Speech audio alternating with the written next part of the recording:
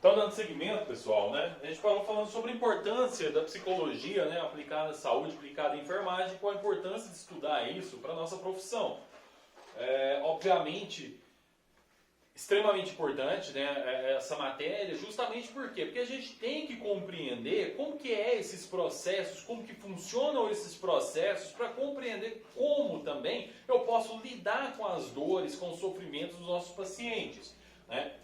Então tudo isso, gente, o paciente, a forma como ele lida com determinadas situações, a forma como ele lida com determinadas notícias, o enfrentamento às doenças, a forma como ele vê a vida, a forma como ele vê a morte, o processo morrer, vai ser extremamente ligado às suas crenças, aos seus dogmas e à cultura a qual ele está inserido, certo?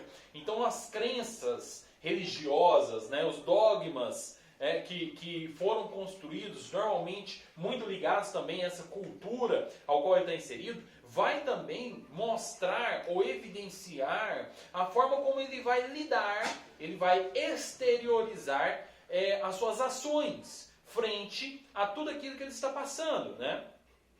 Então o paciente, quando é cometido pela doença, gente, ele entra em um estado de abalo emocional, de insatisfação, de medo e também de angústia. Então é normal que o paciente ele entre nesse estágio de sofrimento a partir do momento que eles descubram uma doença, seja essa doença curável ou não, né? Mas esse estado de doença vai trazer angústia para o paciente, vai trazer medo, vai trazer insatisfação, vai trazer estresse para ele, né? E tudo isso, a partir do momento que a gente tem esse conhecimento, a gente começa a conseguir também compreender melhor as ações do paciente, consegue fazer assim um tratamento individualizado. Como assim, professor? Pense comigo, pessoal. Você tem dois pacientes internados, ambos com quadro de apendicectomia no seu hospital, ou seja, fez retirada do apêndice. Cada paciente tem um plano terapêutico individualizado. Eu não tenho que lembrar, o paciente do leito 2 que fez apendicectomia, ou o paciente do leito 3 que está com infecção do trato urinário. Não! O paciente não é um diagnóstico, o paciente é uma pessoa, é um indivíduo.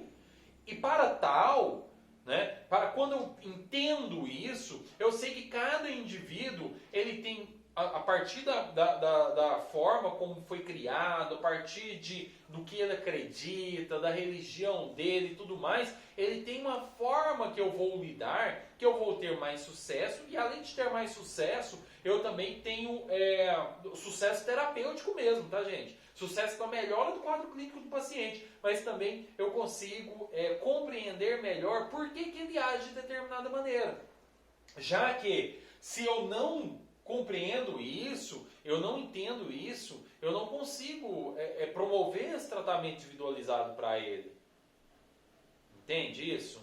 Então é importante sim. Tá? Por quê? Porque até mesmo para que a gente consiga lidar com alguns tabus, com alguns temas que por vezes, devido a essa parte cultural do paciente, para ele não entende a forma correta de se fazer determinadas coisas. Vamos pensar comigo? Uma coisa que a gente escuta muito, né, na área da saúde: leite materno não sustenta. Às vezes chega uma mãe com uma criança para você, essa criança aí que tem seus 3 meses, 4 meses de vida, e já está a mãe fazendo uma inserção de alimentos que não leite materno. Isso é péssimo para a criança, a gente sabe, né? Já que a criança, ela até essa 6º mês de idade, ela não precisa de nenhum outro alimento a não ser o leite materno. Mas por vezes o que a mãe te fala? Meu filho de 2 em 2 horas quer mamar. Então meu leite não está sustentando, meu leite é fraco, meu leite é ralo. Aí você tem que explicar para a mãe, isso não existe. Isso não existe. Por que isso não existe? Porque na verdade a criança ela se alimenta muito porque a demanda por nutrientes dela é muito alta. O metabolismo dela está muito acelerado. Ela está, gente, ela vai praticamente, ela dobra de peso em curtos espaços de tempo. Imagine se nós adultos tivéssemos que dobrar o nosso peso hoje. O quanto nós não teríamos que nos alimentar para dobrar o peso? Né? A criança é isso. Então ela tem uma demanda por energia extremamente grande. Então explicar para a mãe, não é que o seu leite não sustenta, porque a criança nessa fase ela tem uma demanda energética muito maior do que a nossa. Então ela precisa dormir e comer. Muito. Né? Então assim, soro engorda, soro não engorda. Ah, mas eu estava tomando soro e ganhei peso. Não, é líquido, né? Então seria um líquido aumenta o peso. Na balança, mas não te engordou, você não ganhou nenhuma grama de gordura a mais por isso, né? Então assim, são determinadas coisas que a gente tem que explicar para o paciente, saber a forma de explicar para que ele tenha a aceitação daquilo que você está falando, certo? Então a aceitação do paciente depende muito da forma como eu estou lidando com ele. E assim, quando a gente fala em psicologia, perdão pessoal, quando a gente fala em psicologia, existem várias teorias da área de psicologia para explicar como a mente humana funciona, como tudo isso funciona. Várias, né? Gestalt. Gente, perdão, vou só fechar a porta aqui.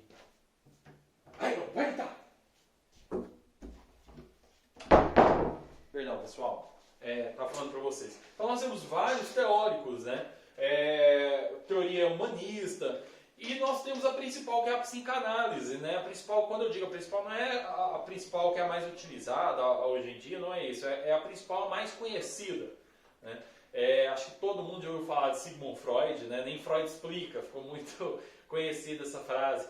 Mas Sigmund Freud, que é o pai da psicanálise, ele ficou extremamente conhecido, porque hoje nós temos filmes sobre ele, séries de TV sobre Sigmund Freud. Então, assim, a mais conhecida é a psicanálise. E o que é a psicanálise, basicamente? É a linha mais conhecida pelo público, como eu falei, apesar de não ser compreendida. Quem fundou esta linha foi um médico alemão chamado Sigmund Freud. Insatisfeito com os tratamentos para tratar desordens mentais, passou a investigar as origens mentais do comportamento. Divulgou a motivação para o comportamento, a importância da primeira infância na formação da personalidade, deu grande ênfase à sexualidade do indivíduo, o que gerou grande polêmica na época. Então Sigmund Freud, ele vendo a forma como eram tratadas diferentes desordens mentais na época, e insatisfeito com aquilo, porque o que se notava é que os tratamentos na época dificilmente realmente tratavam os desordens, normalmente eram muito mais ligados ou ao isolamento do doente mental, ou então tratamentos que inibissem completamente o paciente, sabe? Então não tratava o paciente, e ele, insatisfeito com isso, transformou a mente humana em objeto de estudo dele. Então ele começou a estudar e trouxe grandes e imensuráveis contribuições nessa área, né? Uma das mais conhecidas é essa importância da infância, né, da primeira infância na formação da personalidade, mas também falou muito sobre sexualidade. Então você imagina, hoje em dia a sexualidade é tabu, imagina isso na época de Sigmund Freud. Então isso causou um alvoroço na sociedade gigantesco em sua época. Mas assim, de suma importância, né, gente, falar sobre sexualidade, né? Hoje a gente vê algumas correntes que tentam deixar a sexualidade de fora da educação, de fora do debate. Isso é extremamente prejudicial, né? Extremamente prejudicial. A sexualidade, ela faz parte do ser humano. É algo natural, algo normal, né? A sexualidade, gente, não é só o sexo em si, tá? Nós estamos falando de sexualidade, não é só o sexo em si, tá? É muito mais amplo, é um tema muito mais amplo, tá? E nós, como profissionais de saúde, a gente tem que começar a destravar esse cadeadinho de falar nesse tema, tá? Porque a gente vai ter que falar isso com o paciente, vai ter que falar sobre sexualidade, vai ter que falar sobre planejamento familiar, porque o que a gente percebe às vezes, famílias em situação de fragilidade, sem planejamento familiar, com um número grande de filhos, sem ter condições de dar educação, dar o mínimo, né, de condições para essa família. A gente percebe um alto número de ISTs até hoje. ISTs, nossa antiga DST, tá, gente? IST, infecção sexualmente transmissível, tá? Nós notamos, assim, uma dificuldade em acesso à informação por grande parte da sociedade. né? Então é importante a escola participar desse processo, do processo de falar sobre sexualidade, sobre os comportamentos, sobre o sexo também em si, né, na hora certa, falar sobre o aparelho genital masculino e feminino, sabe? Falar sobre menstruação para menina, falar, sabe, sobre puberdade, tudo isso é extremamente importante ser falado, extremamente importante, porque o que a gente escuta muito fala assim, mas isso quem tem que falar é a família. Mas eu faço uma pergunta, o professor Lucas, faço uma pergunta para vocês, meus alunos. Quantos de vocês falaram estes temas com os pais de vocês? Eu gosto de fazer essa pergunta quando estou em sala de aula, porque peço para levantar a mão. Normalmente 90 a 95% dos alunos não levantam a mão. Os pais não conversam, as famílias não conversam sobre isso. Ou quando vai conversar, já está... Às vezes a criança, o adolescente já sabe mais do que o pai e a mãe, né?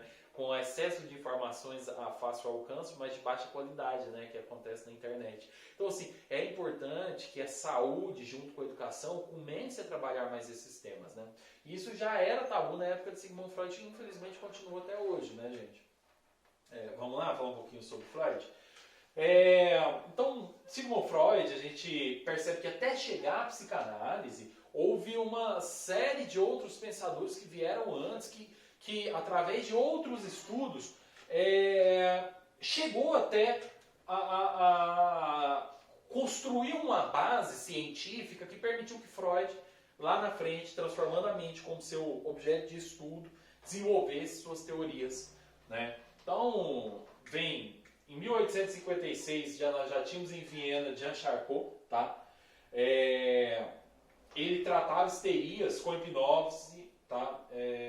Nós tínhamos Joseph Breuer em Viena, perdão, tá, gente? Eu não sei falar esse nome aqui não, tá? Mas, tá, só rapidão. As histerias que era muito tratado com hipnose, um tratamento na época ainda de Freud, que era muito utilizado, né? Tratamento por hipnose, né? Só que depois a gente vai ver os problemas da hipnose, né?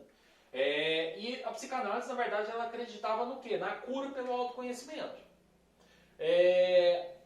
A psicanálise, ela falava que a base das doenças mentais normalmente estavam em grandes crises que nós passamos em algum momento da nossa vida e que aquilo estava mal resolvido no nosso interior, tá? Que depois a gente vai falar o que é esse interior, e que essa má resolução de grandes problemas, de alguma coisa, sabe, muito forte que a gente viveu e que nos deixou cicatrizes, e essa não resolução culminava em adoecimento mental lá na frente.